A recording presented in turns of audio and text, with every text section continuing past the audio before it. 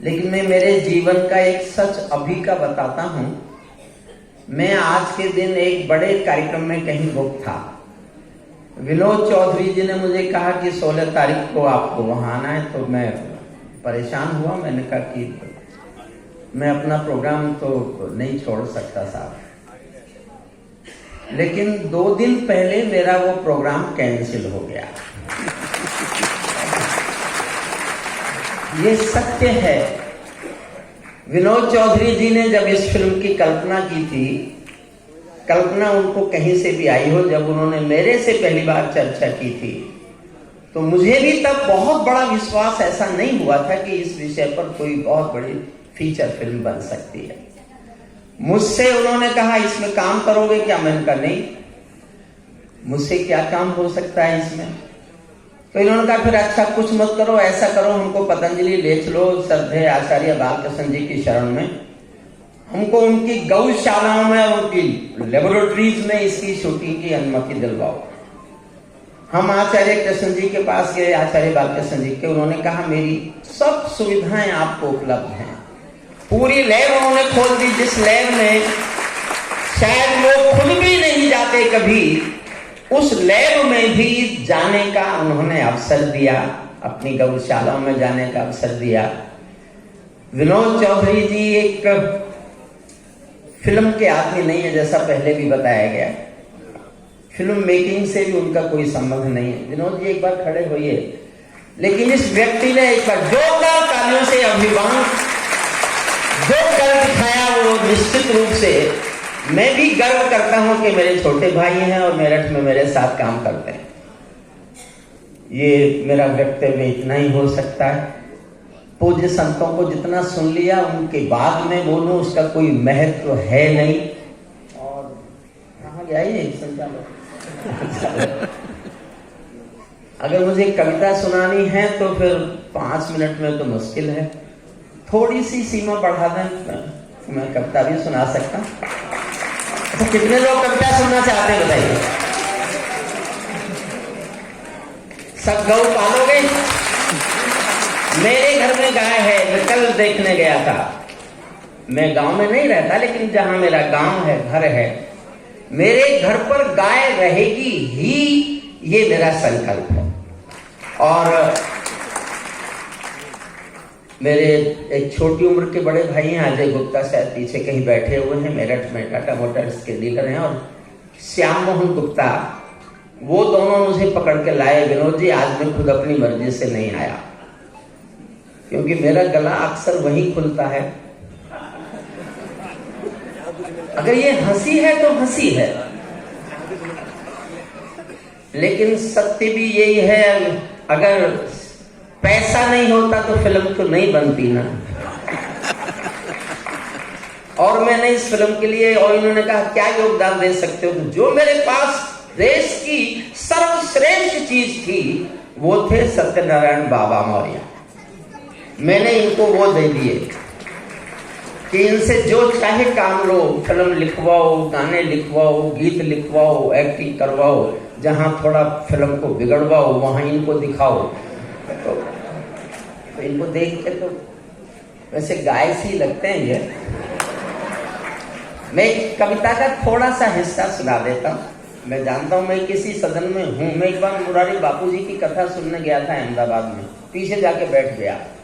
किसी को पता चल गया, बापूजी को बता दी, जाके बोले बुलाओ इसको, और मुझसे बोले सुना कविता। तो मैं किसी सदन में हूं तो मेरा एक ही उपयोग या उपभोग हो सकता है कि मैं कविता सुना। नहीं सुनाऊं तो बहुत अजीब बातें सुनने को मिलती हैं। आज पैसे नहीं मिले ना क्यों सुनाता बिना पैसे? लेकिन इतना समृद्ध सदन, मैं जानता हूं कि यहां देश की वो विभूतियां बैठी हैं जो सब देश के भविष्य से संबंध रखती हैं। मैं जीवन में कभी संघ में नहीं गया कि मैं जिस गांव से आया था वहां ये परिकल्पनाएं नहीं थी, जानता ही नहीं था। लेकिन आज मेरा दृढ़ विश्वास है पढ़ लिखने के बाद, अगर भारत में इन संघ के ऋषियों ने संस्कारों का गंगाजल नहीं छिड़का होता तो भारत की संस्कृति की दशा और खराब हो गई, और खराब हो गई। हम संग के ऋषियों के द्वारा छिड़के गए गुलाब जल से अपने संस्कार, अपनी संस्कृति, अपने मूल्य, अपनी मर्यादाएं, अपनी परंपराएं, अपनी श्रेष्ठताएं सब कुछ उस काल में बचाने में सफल हुए हैं जिस काल में पूरा संस्कार संक्रमण काल से गुजर रहा है। पूरी दुनिया की हालत देख लीजिए, हम शांति से अपने देश को आगे बढ़ा रहे हैं और जो हमारी तरफ आंख उठाएगा उसको ऑपरेशन सिंदूर का भय दिखा रहे हैं। ये केवल भारत की शक्ति। मैं एक छोटी सी कविता सुना देता हूं। ये समय मैंने जो आयोजक ने छोड़ा था, संचालक महोदय ने, मेरे छोटे भाई अमित शर्मा ने, वो एक श्रेष्ठ कवि है, उसको छूट दे दो तो 2 घंटे में तो वो बैठता है और कष्ट ये कि वो बिन पैसे भी पढ़ देता है। और इसने शर्त लगा रखी थी कि भाई साहब पढ़वा के तो आपको भी दिखा दूंगा। आज अमित तुम जीत गए, लेकिन मैं आप सब इतने मंच की इतनी बड़ी व्यासपीठ, मेरे एक एक व्यक्ति श्रद्धेय हैं जिनके मैं चरणों में बैठता हूं, जिनके चरण छूता हूं, उनके सामने मुझे कविता पाठ का अवसर मिले तो ये मेरा सौभाग्य है, इसको मैं भी नहीं छोड़ना चाहता हूं। एक कविता का एक अंश में इन दिनों पढ़ रहा हूं, वो इससे संबंध मत समझिएगा। गौ माता, गौ देखिए, मैं बहुत दिन से चिल्लाता रहा हूं जब तक गाय, गायत्री, गंगा और गांव आप नहीं बचाओगे भारत नहीं बचेगा, भारत के संस्कार नहीं बचेंगे। भारत के संस्कार वामपंथ के दिए हुए संस्कार नहीं हैं। वामपंथ ने हिंदुस्तान के इतिहास और हमारी संस्कृति को बिगाड़ने का जितना भरसक प्रयास किया है, उस सब से लड़ने का एक ही तरीका है कि सनातन के छत्र के नीचे हिंदू समाज इकट्ठा होकर खड़ा हो जाए। हिंदू मादी नहीं है, लेकिन हिंदू में क्रोध जिंदा होना चाहिए। समय पड़े तो क्रोध आना चाहिए, क्रोध की ऊर्जा को भूलना नहीं चाहिए। मैं एक छोटी सी कविता सुना देता हूँ, भाषण नहीं सुनाना चाहता। पूज्य आचार्य बालकृष्ण जी के जब जब पैर छूता हूँ मुझे सचमुच लगता है मैंने एक तीर्थ कर लिया है। बहुत निराश, हताश, परेशान होता हूँ तो मैं पतंजलि चला जाता हूँ। श्रद्धेय आचार्य रामदेव जी, बाबा रामदेव जी और आचार्य बालकृष्ण जी के पैर छूता हूँ। ये समझा देते हैं, सर पे हाथ रख देते हैं, कभी कभी धमका देते हैं और मैं ठीक होके वापस लौट आता हूँ। अब मैं पिछले दिनों बीमार हुआ, आचार्य बालकृष्ण जी देखने आए। जिस दिन देखने आए उस दिन के बाद से आयुर्वेद के आयुर्वेदाचार्य के केवल दर्शन मात्र से हुई। इसलिए गाय का दर्शन मात्र भी लाभदायक है। मैं इस दृढ़ विश्वास को मानता हूं, जो बहुत ज्यादा ईश्वर में आस्था रखने के बाद बहुत ज्यादा इन बातों को नहीं मानता। छोटी सी कविता सुनाता हूं, 3 मिनट, 4 मिनट, अधिक से अधिक 5 मिनट। ये जो मैंने अब तक समय लिया ये अमित शर्मा का था। अब जो आगे लूंगा वो सत्यनारायण मौर्य बाबा का। मेरे 2 छोटे भाई यहाँ हैं जिनको मैं प्यार से छोटा भाई कह सकता हूँ। अमित शर्मा को बहुत बहुत साधुवाद, उसने बहुत मन से, बहुत श्रेष्ठ ढंग से इस कार्यक्रम का संचालन किया। पूज्य सब ऋषिवरों को जिस तरह उसने आह्वान किया। अमित और एक बार अमित शर्मा के सम्मान में, बहुत प्यारा हमारा छोटा भाई, कल का भविष्य है कविता का, उसकी कविता का हरिओम पवार से बड़ा कवि है ये अमित शर्मा। ये मैं ऐसा महसूस करता हूँ। मैं मेहंदी पायल कंगन के गीत नहीं गाने वाला, मैं मेहंदी पायल कंगन के गीत नहीं गाने वाला, आग छोड़कर चंदन बन के गीत नहीं गाने वाला, मैं उगते सूरज की लाली गाने वाला चारण हूँ, धरती पर मानवता के अधिकारों का उच्चारण हूँ, अंधियारों में शब्द किरण का उजियारा गाता हूँ मैं, धरती से आतंकवाद का निपटारा गाता हूँ मैं, धरती से और उठे तालियां जोश में तो मुझे भी जोश आएगा। धरती से आतंकवाद का, इस देश में हर काम कहने से होता है, नहीं कहो तो कुछ नहीं होता।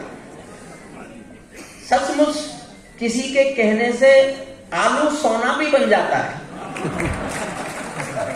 वो महान देश है हमारा।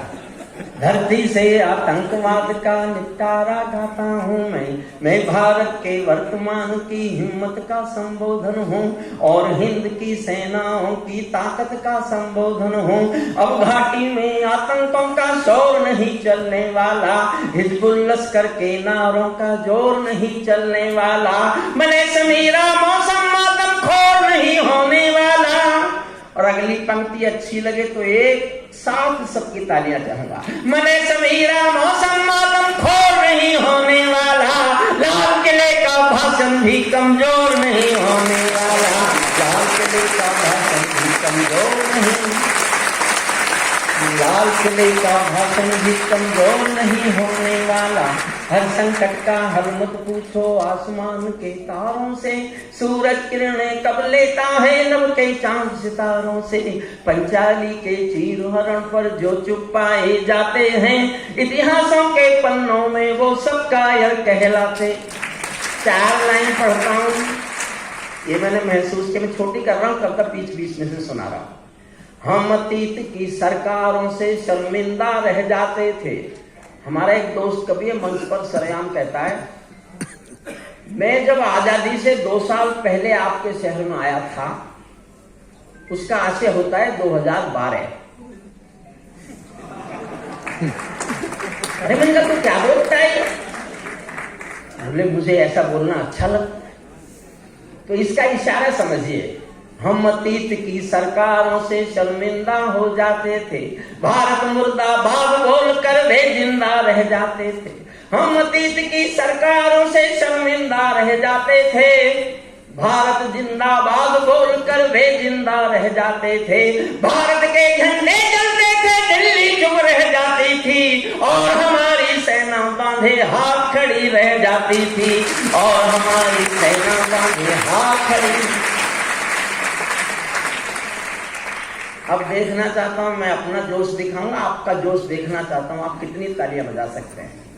सेना बांधे हाथ खड़ी रहती थी, दिल्ली चुप रह जाती थी, मौसम बदला बदले तेवर तो दिखाई देते हैं, मौसम बदला बदले तेवर तो दिखाई देते हैं, अब घुटनों पर पिंडी अल्लाह दिखाई देते हैं।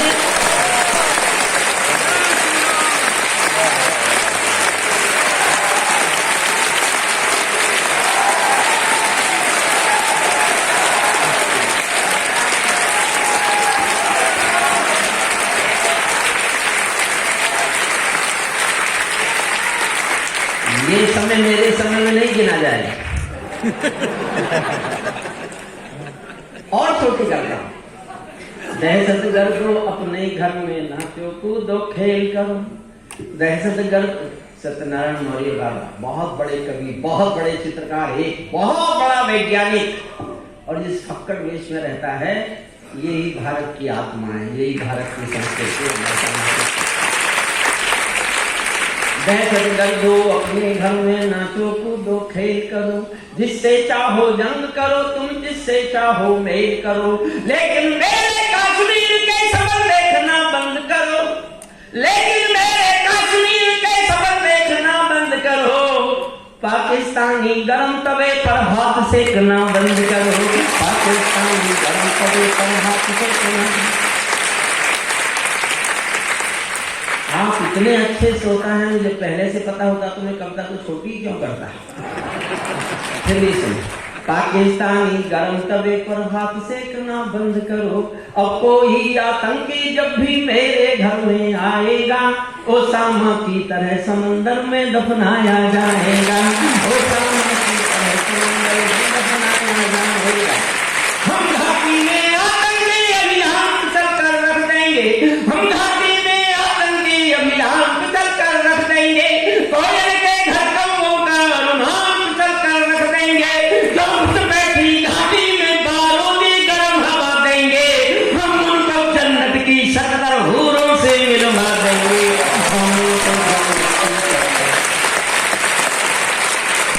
हम उनको जन्नत की 70, हम उनको जन्नत। देखो भारत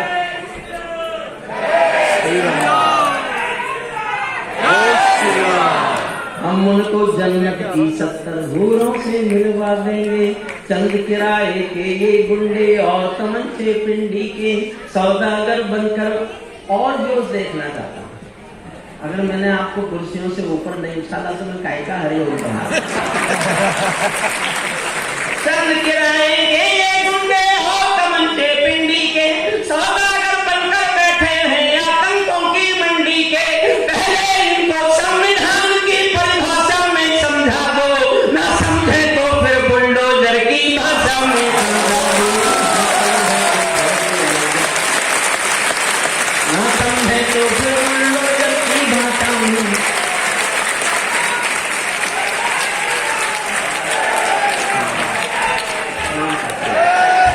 ना समझे तो फिर बुलडोजर की भाषा में सम। और ज्ञान भी सुनना, थोड़ा पढ़ा लिखा कवि हूँ, सत्यनारायण बाबा की और अमित शर्मा की तरह नहीं हूँ। बंदूकों की गोली का उत्तर सद्भाव नहीं होता, बंदूकों की गोली का उत्तर सद्भाव नहीं होता, हथियारों के लिए अहिंसा का प्रस्ताव नहीं होता। कोई मिस्टर कभी शांति के बीज नहीं हो सकता है, और भेड़िया शाकाहारी कभी नहीं हो सकता है, और भेड़िया शाकाहारी कभी नहीं हो, और भेड़िया शाकाहारी कभी नहीं।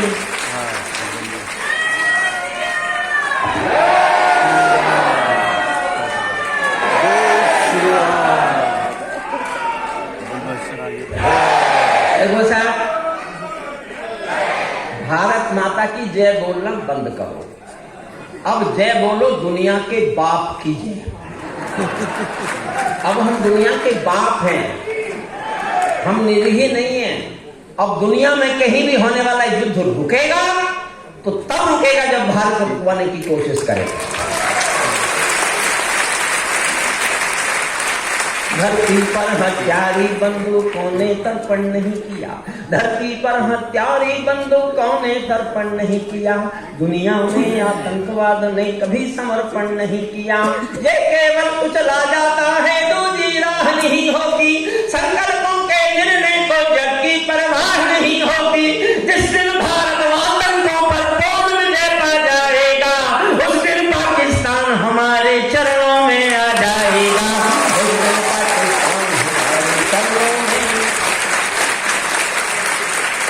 भारत में हर समझौते का आदि बनना। ये पर्ची फाड़ दो क्या?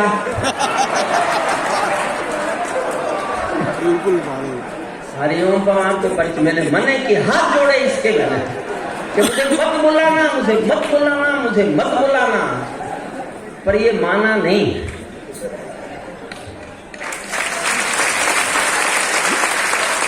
भारत ने हर समझौते, 1 मिनट और बस, भारत ने हर कौन लोग चाहते हैं कि पर्ची फाड़ दो? अब कह रहा है औरों के लिए। नहीं, मैं अनुशासन का पालन करने वाला व्यक्ति हूँ। मैंने तो केवल इसे कुछ तो जब मैं, हो सकता है कुछ लोग मुझे पहली बार ही सुन रहे हो, तो जो पहली बार सुन रहे हैं उनको तो पता चले कि हरिओम पवार नाम का जंतु है क्या। देखो साहब, ये मैं कभी नहीं हूं। अरे चौहान साहब,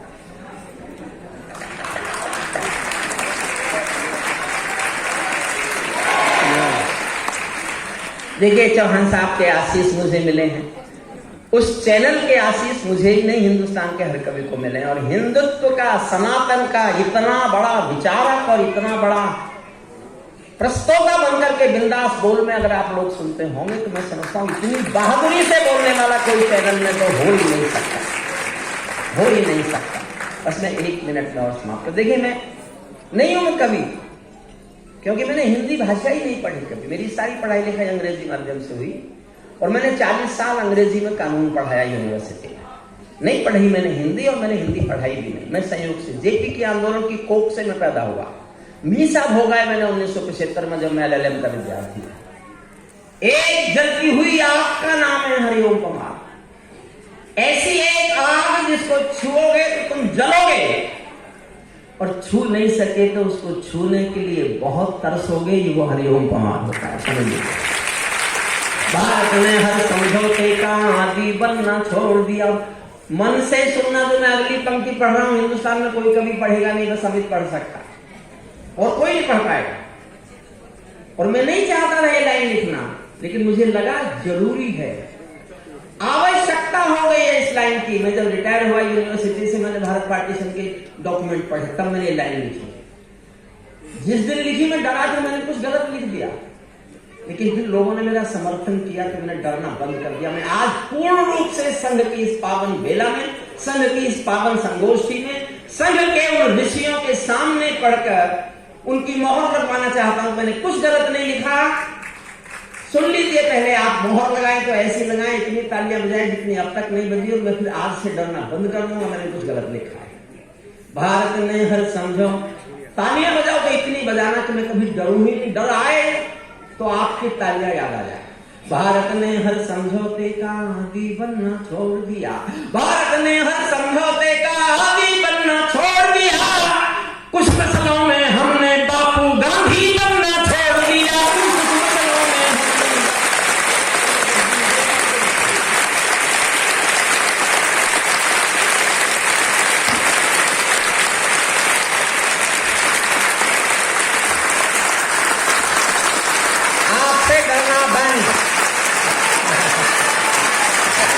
कुछ मसलों में हमने बापू गांधी बनना छोड़ दिया।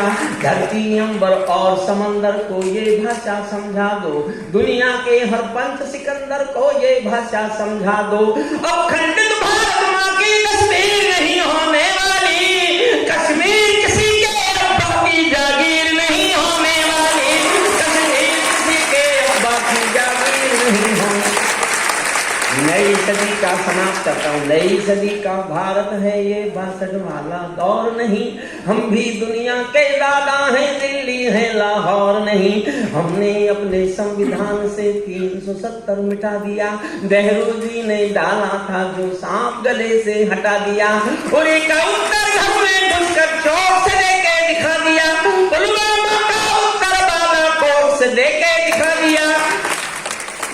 रावण पिंडी सोई जब खामोश दिखाई देती है, उसको अपने सपनों में ब्रह्मोस दिखाई देती है। अपने सपनों में ब्रह्मोस। और आखिरी एक लाइन पढ़ के बैठ रहा।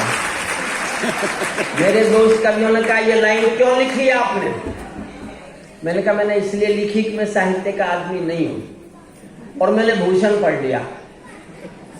एक लाइन से बैठ रहा हूं मैं आप, और उसमें तय ये करना है कि मैं देखना चाहता हूं कि जोश मुझ में ज्यादा है कि जोश आप में ज्यादा है। और मैं चाहता हूं आप जीत जाए, मैं हार जाऊं। आखिरी एक लाइन पढ़ रहा हूं, सुनना। हमने डर को कूटनीति से दूर हटा कर रखा है। देखना चाहता हूं अगली पंक्ति पर आपकी प्रतिक्रिया।